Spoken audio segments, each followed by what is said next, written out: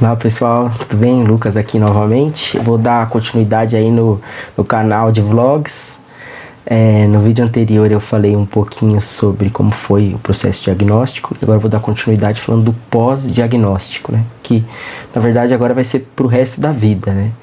Mas do diagnóstico para cá passou relativamente pouco tempo, acredito que cerca de 3 meses. Então, mas já tive algumas fases, né?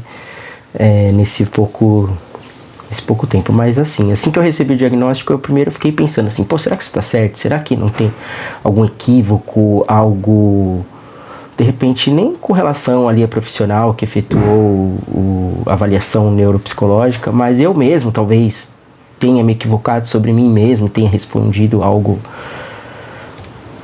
de maneira equivocada, né?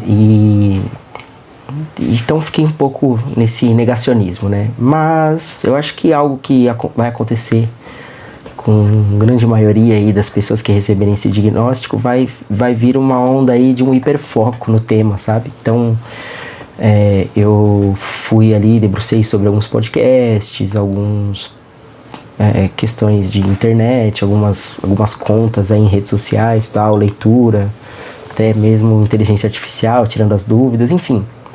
Eu fui entendendo ali um pouco de como era isso, né? De como o que se sabia sobre o tema, né? E, enfim. Então, a partir disso, eu comecei a raciocinar. Tá, beleza, o que é o autismo, né? Então, o autismo seria, na prática, vou falar aqui com as minhas palavras, mas é uma má formação ali do cérebro. Então, em outras palavras, seria uma deficiência. Então, existe uma deficiência. Aonde? No meu cérebro. É meio que isso, é meio que óbvio, mas às vezes eu acho que a gente precisa criar processo de raciocinalizar. Para mim, isso às vezes ocorre, essa necessidade, né? Não sei como é para todo mundo, mas enfim.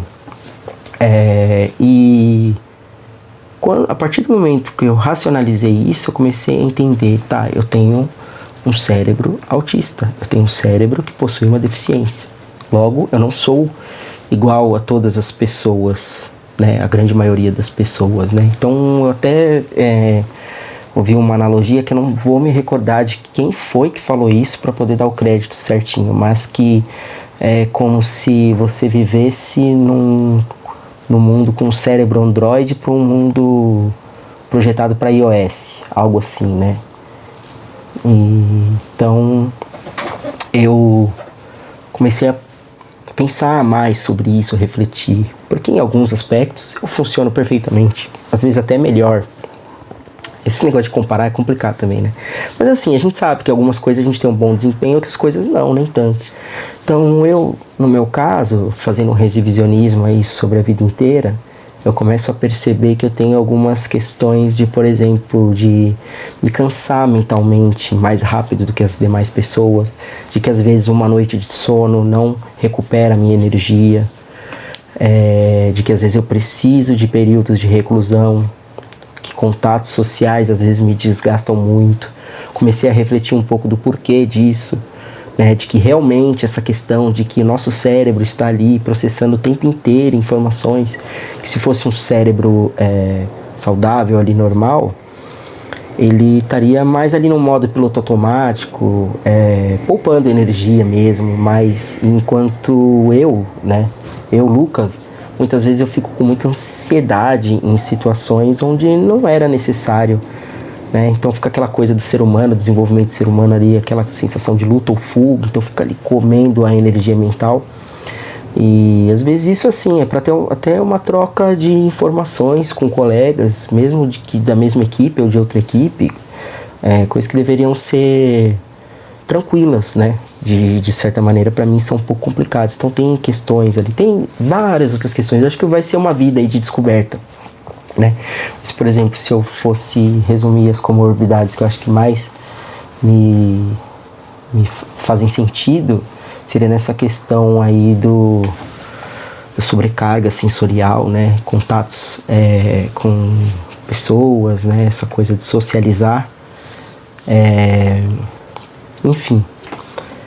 E aí fui me deparando com essas informações e agora eu fico pensando assim, tá legal, já tem uma galera aí que tá com esse diagnóstico, né? O pessoal, como que eles estão levando essa vida, né? Como que essas pessoas... E eu percebo que houveram muitos relatos, assim, de pessoas que, na verdade, melhoraram, assim, por conta desse diagnóstico, né? Trouxe ali uma ferramenta de autoconhecimento. Então, eu tô tentando trazer isso pra minha vida de maneira que eu possa entender. Tá legal, o que me desgasta tanto? Então, como é que funciona isso na prática? O que eu posso usar como ferramenta, né? Então, tô bolando aí diversas estratégias.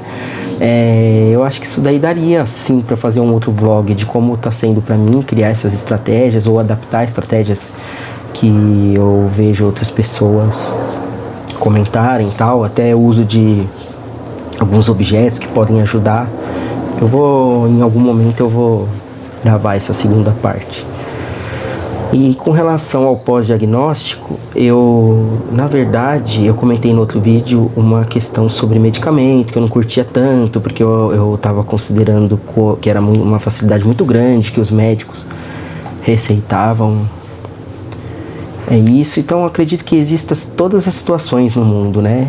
Todo tipo de situação, todo tipo de profissional, enfim. E que dessa vez, quando eu fui passar no médico, eu já com uma mentalidade mais formada, entendendo ali o que ele estava querendo dizer, tudo sobre a questão do burnout, que foi o que me levou a passar com o psiquiatra, né, inicialmente. Foi me receitado ali alguns medicamentos e então eu fui tomando, fui voltando. E aí, como é que tá o meu remédio? Fez bem, não fez? Como é que, por exemplo, teve vezes de eu tomar algum medicamento que no início me fez bem, mas um tempo depois parecia que o efeito não estava ou durando a mesma quantidade de tempo, ou tinham dias que eram diferentes uns dos outros. Então regula uma dose, porque no fim é um pouco isso mesmo, sabe? Você vai fazendo tentativas ali. Então eu tenho mais conhecimento sobre isso hoje, então como eu tenho questões ali grandes de ansiedade, então eu tomo atualmente um remédio ali para ansiedade e um outro que me ajuda como estimulante e para foco também, né? E assim, tem me ajudado bastante, sim, não vou negar, mas o remédio em si não é uma fórmula mágica, né?